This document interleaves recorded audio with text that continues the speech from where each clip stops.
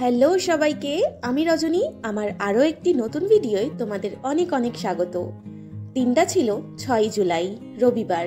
আমরা তিনজনে মিলে রেডি হয়ে এখন যাচ্ছি সিনেমা দেখতে, তাও সেই চন্দননগর। মানে প্রথমবার এত দূরে সিনেমা দেখতে যাওয়া। তাই বাড়ি থেকে বেরিয়েই অভিজিৎ আগে ফোন থেকে ট্রেনের টিকিটটা কেটে নিচ্ছে।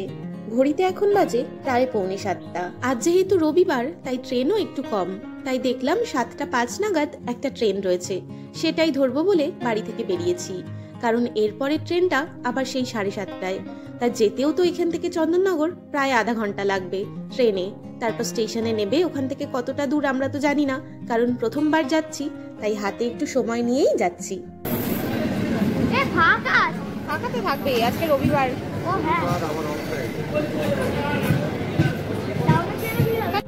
সিনেমা দেখতে তো যাচ্ছি বললাম, কিন্তু এত দূরে কেন যাচ্ছি আর কি সিনেমাই বা দেখতে যাচ্ছি সেটাই তো বললাম না।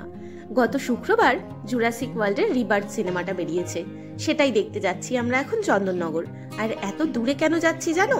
কারণ আজকে আশেপাশে একটাও হলের টিকিট পাইনি।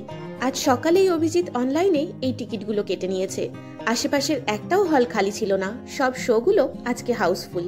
তাই প্রথমবার আমাদের এত দূরে সিনেমা দেখতে যাওয়া। ট্রেনে ওঠার আগে বেশ কয়েকটা জাস্ট জেলি কিনেছিলাম। তিনজনে মিলে ট্রেনে বসে বসে সেই জাস্ট জেলি খেতে খেতে দেখলাম আবার একটা বাদামালা উঠেছে। তাই আবার 3 প্যাকেট বাদাম কিনে নিয়ে এখন চললাম সিনেমা দেখতে।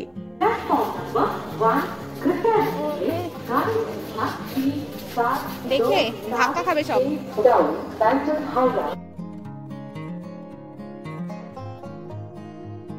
পৌঁছে গিয়েছি আমরা চন্দননগর। তারপর ওখানে গিয়ে টোটো করে আমরা এখন যাচ্ছি সিনেমা হলের দিকে। বাগানে ছেড়ে দেবে।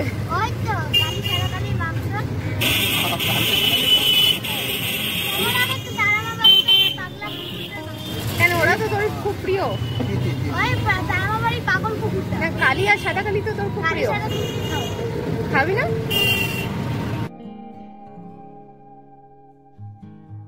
টোটো করে আমরা চলে এসেছি সিনেমা হলের সামনে। হলটার নাম ছিল সিনেমা হাট, আর সিনেমা হলটার লাগোয়া একটা শপিং মলও ছিল।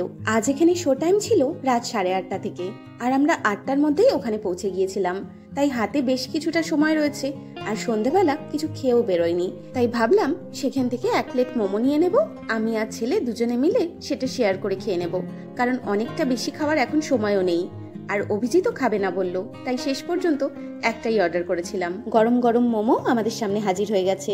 মোমোটা মোটামুটি খেতে ছিল, গরম বলে যেটুকু ভালো লাগছিল। আর স্যুপটা তো একদমই ভালো খেতে ছিল না। তাই আমার ছেলে বেশ ভালো খাচ্ছিল, কারণ চিকেনের যে কোনো আইটেমই হোক না কেন আমার ছেলে কিছুতেই সেটাকে বলবে না যে খারাপ খেতে। সব খাবারই এক কথায় ঘাড় নেড়ে খুব টেস্টি বলতে থাকবে। খাওয়া সেরে আমরা এগিয়ে গেলাম সিনেমা হলের দিকে। কিন্তু হলটা এত উঁচুতে ছিল, 4-5টা ফ্লোর ওপরে, আর কোনো লিফট ছিল না।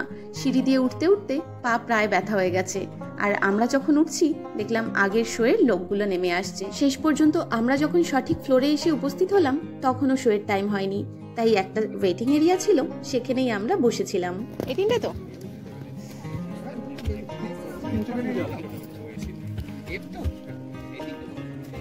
বসে পড়ো। তুই ধারে বসবি?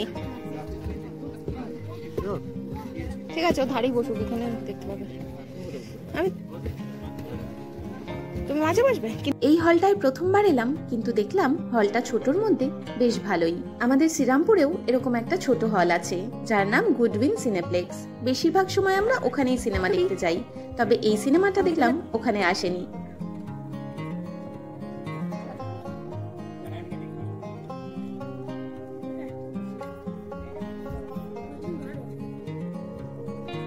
বেশ ভালোই হচ্ছে সিনেমাটা।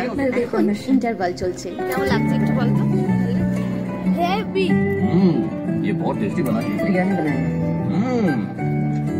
सुनो ना, प्रिया के সিনেমা দেখা শেষ, ঘড়িতে এখন বাজে প্রায় 10:35, আর এখন আমাদের তিনজনেরই বাড়ি যাওয়ার তাড়া। হল থেকে বেরিয়ে দেখলাম আশেপাশে একটাও টোটো নেই, আর কয়েক পশলা বৃষ্টি পড়তেও শুরু করে দিয়েছে। তাই আর দাঁড়িয়ে না থেকে অপেক্ষা না করে হাঁটা পথেই রওনা দিয়েছি। যেতে যেতে যখন টোটো পেয়ে যাব তখন উঠে পড়বো।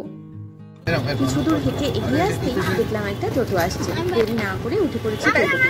ট্রেনে আসার সময় যে বাদাম ভাজাগুলো কিনেছিলাম, হলে ঢোকার আগে ওরা ব্যাগ চেক করে বাদাম ভাজাগুলো জমা নিয়ে রেখে দিয়েছিল, তাই সেগুলো আর খাওয়া হয়নি। তাই টোটোতে আসার পথে ছেলে ওর ভাগেরটা খেয়ে নেয়। যদিও অভিজিৎও খেয়ে নিয়েছে ওর বাদাম ভাজাটা, শুধুমাত্র বেঁচে আছে আমারটা। আস্তে গলায় না আটকে যায়।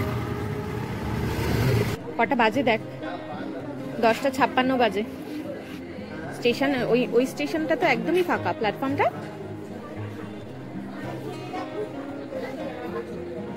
বাড়ি ফেরার জন্য আর মাত্র 2টো ট্রেন বেঁচে আছে। এখন আমরা যেটা ধরবো সেইটা, আর এইটা মিস করলে লাস্ট ট্রেনটাই বেঁচে থাকতো।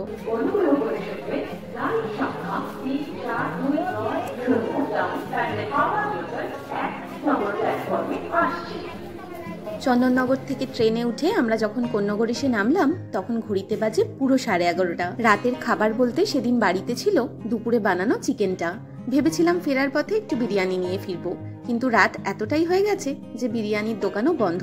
শেষ পর্যন্ত একটাই দোকান খোলা ছিল, আর সেখান থেকে রাতের জন্য রুমালি রুটি নিয়ে বাড়ি ফিরে আসি। আজকের ভিডিওটা তাহলে এখানেই শেষ করছি। খুব শিগগিরই নতুন ভিডিওয়ে আবার দেখা হচ্ছে। টাটা সবাইকে।